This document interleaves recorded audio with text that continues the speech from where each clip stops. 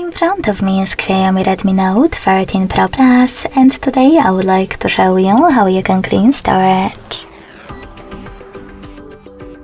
Begin by opening Settings and clicking on About Phone at the top. Now select Storage section under Device Name.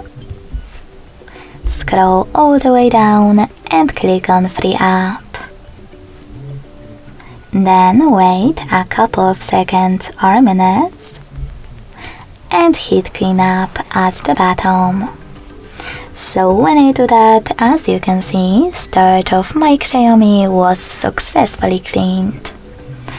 Thanks so much for watching. If you enjoyed this video, smash that like button, comment and subscribe.